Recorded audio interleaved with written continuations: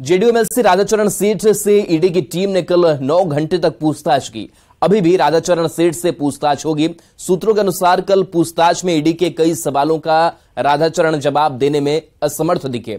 ED ने राधाचरण सेठ की शुरुआती जिंदगी के बारे में पूछा कि कैसे आरएस स्टेशन पर सामान्य सी मिठाई की दुकान चलाने से लेकर यहां तक का सफर उन्होंने इतने कम समय में तय किया।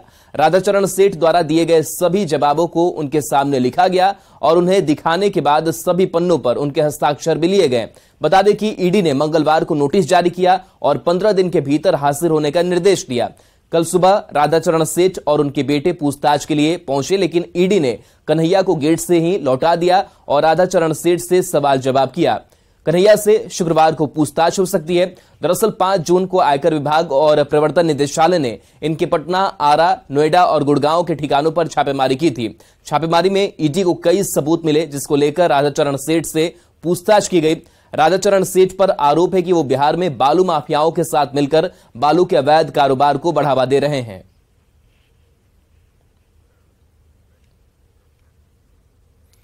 बड़ी खबर बिहार सरकार की छुट्टियों पर जारी निर्देश से जुड़ी हुई, क्योंकि इस साल के बचे हुए महीनों के लिए स्कूलों में छुट्टियां घटा दी गई हैं। अब इसे लेकर सियासत भी तेज है। भारतीय जनता पार्टी ने नीतीश सरकार को आड़े हाथों लिया है, तो वहीं राज्य सरकार शिक्षा व्यवस्था में सुधार का तर्क दे रही है।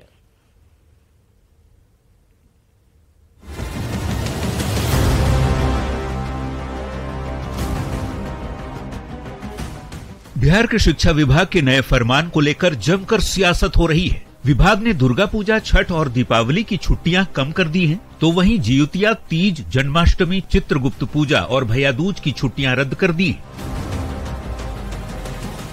के पाठक के आदेश पर अब शिक्षक भड़क गए हैं, तो मुद्दे पर सियासत तेज हो गई है।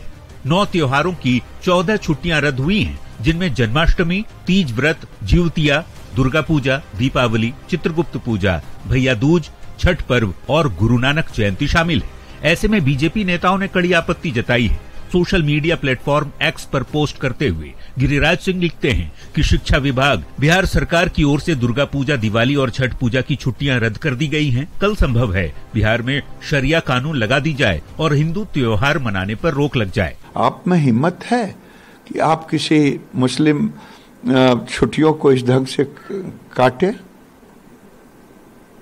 तो ये एक तरह से साजिश है और शरिया कानून के तहत वोट की राजनीति में ये सरकार जा रही है। छुट्टियां रद्द होने के बाद बिहार की सियासत गर्म है। जेडीयू अध्यक्ष ललन सिंह बीजेपी पर धार्मिक उन्माद फैलाने का आरोप लगा रहे हैं, तो जवाब में चिराग पासवान नीतीश सरकार पर तुष्टीकरण का आरोप लगा रहे हैं।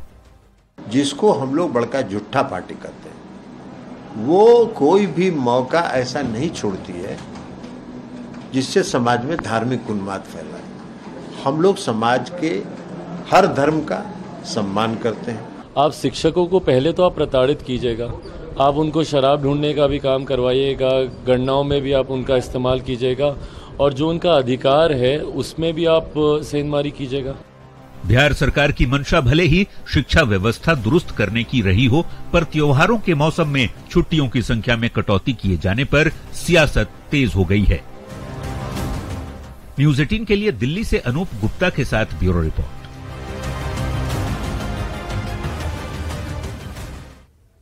बिहार विधान परिषद में नेता प्रतिपक्ष हरीश सैनी छुट्टी में कटौती को लेकर राज्य सरकार पर निशाना साधा है और कहा है कि यह सरकार का तुगलकी फरमान है, यह सिर्फ वोट बैंक की राजनीति है।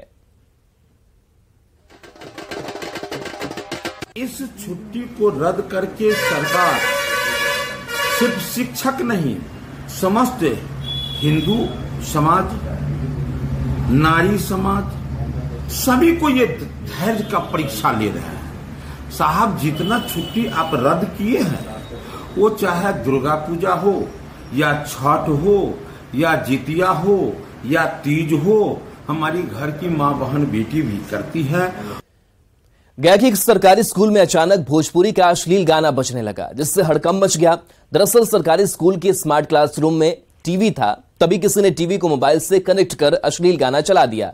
यह वीडियो 19 अगस्त का बताया जा रहा है। स्कूल के प्रिंसिपल के मुताबिक इस हरकत के लिए छात्रों के अभिभावकों से शिकायत की गई है और उन्होंने अपनी गलती भी स्वीकार की है।